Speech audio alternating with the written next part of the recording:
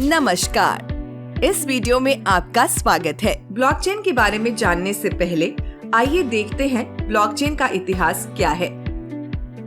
Blockchain technology का प्रभाव जिस तरह से बहुत सी इंडस्ट्रीज जैसे फाइनेंस और एजुकेशन पर पड़ रहा है, वही इसे 21st सेंचुरी के सबसे महत्वपूर्ण आविष्कारों में से एक बनाता है। आज बहुत से लोग इस बात से अनजान हैं कि ब्लॉकचेन के इतिहास की शुरुआत 1990 में हुई थी। हालांकि ब्लॉकचेन की लोकप्रियता पिछले कुछ वर्षों में ज्यादा बढ़ी है। ऐसे में कई एप्लीकेशन सामने आए हैं, लेकिन सभी ऐप्स आगे होने वाले बदलाव को ही हाईलाइट करते हैं। इस वीडियो में हम ब्लॉकचेन के विकास के साथ ब्लॉकचेन के इतिहास के बारे में जानेंगे। 1991 से 2008। आइए पहले हम ब्लॉकचेन टेक्नोलॉजी के शुरुआती वर्षों पर चर्चा करते हैं।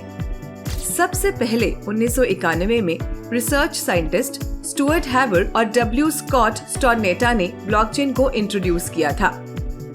वे कंप्यूटेशनल प्रैक्टिकल के लिए एक ऐसा सॉल्यूशन चाहते थे जिसमें डिजिटल डॉक्यूमेंट्स में टाइम स्टैंपिंग की जा सके। ऐसा वे इसीलिए चाहते थे जिससे इन डिजिटल डॉक्यूमेंट्स में किसी भी तरह की कोई गड़बड़ ना हो सके।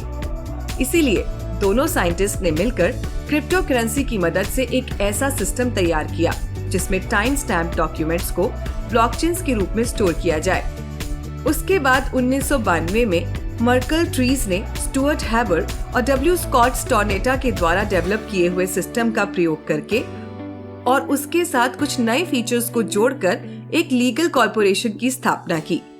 इसमें एक ही ब्लॉक में कई डॉक्यूमेंट्स को स्टोर किया जा सकता था। 1992। उसके बाद 1992 में मर्कल ट्रीज ने स्टुअर्ट हैबर और डब्ल्यू स्कॉट स्टोरनेटा के द्वारा डेवलप किए गए हुए सिस्टम का प्रयोग करके और उसके साथ कुछ नए फीचर्स को जोड़कर एक लीगल कॉर्पोरेशन की स्थापना की। इसमें एक ही ब्लॉक में कई डॉक्यूमेंट्स को स्टोर किया जा सकता था। मर्कल ने सिक्योर्ड ब्लॉकचेन का यूज किया, जिसमें मल्टीपल डेटा को एक सीक्वेंस में स्टोर कर सकते थे। लेकिन ये टेक्नोलॉजी 2004 में पेटेंट के आने के बाद काम नहीं आई। 1992 के बाद 2000 में स्टीफन कॉन्स्ट ने क्रिप्टोग्राफिक सिक्योर्ड चेन्स और इम्प्लीमेंटेशन आइडियाज पर अपनी थ्योरी पब्लिश की। फिर 2004 में क्रिप्टोग्राफिक एक्टिविस्ट हाल फिनी ने रीयूजेबल प्रूफ ऑफ वर्क नाम से डिजिटल कैश के लिए एक सिस्टम इंट्रोड्यूस किया। यह कदम ब्लॉकचेन और क्रिप्टोग्राफी के इतिहास में गेम चेंजर था। इस सिस्टम की मदद से टोकन्स की ओनरशिप को ट्रस्टेड सर्वर पर रखने से डबल स्पेंडिंग प्रॉब्लम को सॉल्व करने में मदद मिली।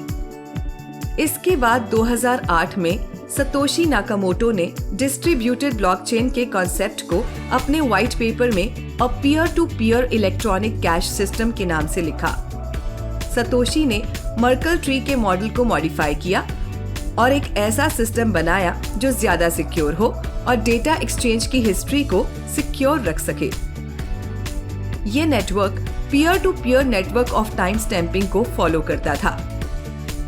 सतोशी का सिस्टम इतना उपयोगी था कि ब्लॉकचेन क्रिप्टो करेंसी के लिए बैकबोन बन गया।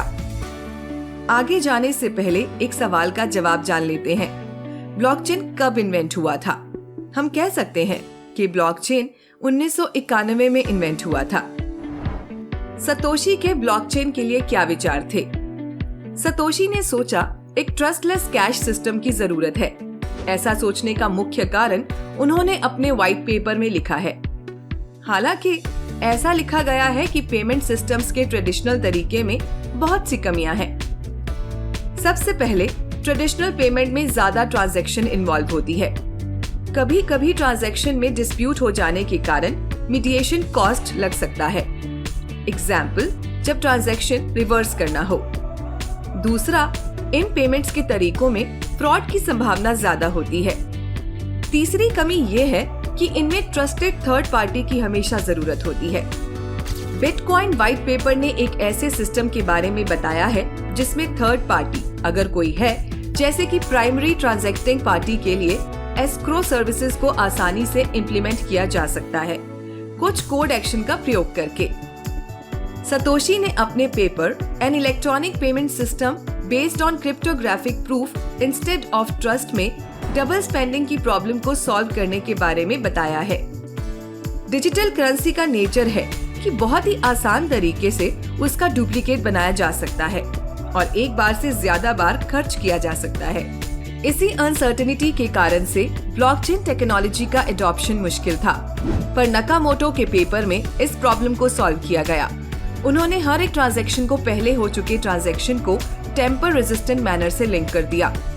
टेम्पर रेजिस्टेंट मैनर को नकामोटो ने एक पब्लिक लेजर के रूप में डिस्क्राइब किया।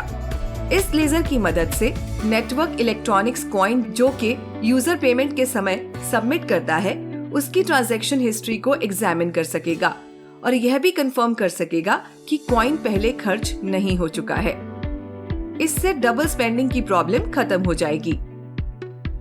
सतोशी नकामोटो के विचारों से यह कंक्लूड कर सकते हैं कि ब्लॉकचेन एक डेटाबेस का टाइप है जो कि कई कंप्यूटरों या नोड्स में कॉपी हो सकता है और सभी नोड में एक ही तरह की इंफॉर्मेशन होगी।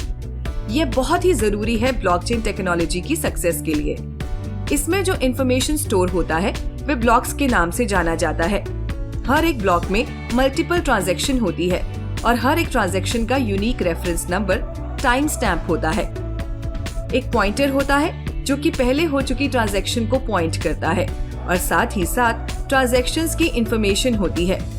इस तरह से हर एक नोड के पास पिछले ब्लॉक से लेकर पहले ब्लॉक, जिसे जेनेसिस ब्लॉक कहते हैं, उन तक एक्सेस होता है। अगर हम इसे सेल्स एग्रीमेंट यानी कॉन्ट्रैक्ट के रूप में समझें, एक सेलर एक बायर को एक कॉइन के बदले में एक विजिट देने के लिए तैयार होता है। उसी तरह एक कंप्यूटर नेटवर्क में खरीदार यानी कि नोड कोड ब्रॉडकास्ट करता है और जैसे ही सेलर खरीदार को एक विजिट भेजता है, बायर के अकाउंट से एक कॉइन अपने आप डिडक्ट हो जाएगा और सेलर के अकाउंट में ऐड हो जाएगा। इस तरह एक स्मार्ट कॉन्ट्रैक्ट का जन्म होता है। जैसे ही विजिट भेज दिया जाता है, स्मार्ट कॉन्ट्रैक्ट जनरेट होता है। अन्य नोड्स ट्रांजैक्शन रिसीव करते हैं और यह पता करके इसे वेरीफाई करते हैं कि बायर के पास वास्तव में वह कॉइन है जो उसने विजिट के लिए सेलर को दिया है। वेरिफिकेशन में बायर के अकाउंट के लेटेस्ट ट्रांजैक्शन को देखना शामिल हो सकता है ताकि यह कंफर्म हो सके कि अकाउंट में खरीद के लिए पर्याप्त फंड्स हैं। लेन देन का सीक्वेंस एक इम्यूटेबल रिकॉर्ड में रिकॉर्ड किया जाता है, यानी एक ब्लॉकचेन में, जिसमें नेटवर्क में नोड्स को मैथमेटिकल प्रॉब्लम सॉल्व करने के लिए मजबूर किया जाता है। ऐसा प्रीवियस ब्लॉक में नए ब्लॉक को जोड़ने का अधिकार पाने के लिए किया जाता है। इस तरह बायर उस कॉइन को फिर से खर्च नहीं कर सकता है जो उसने एक बार सेलर को दे दिया है, क्योंकि सिस्टम में हर कोई जानता है कि बायर के पास अब कोई फंड नहीं है। इस इमेज में ब्लॉकचेन के इतिहास के बारे में बताया गया है, जिसे हमने अभी डिस्कस किया है। उम्मीद करती हूँ कि अब तक आपको सब कुछ अच्छे से समझ आ गया होगा। अब मिलते हैं अगले वीडियो में।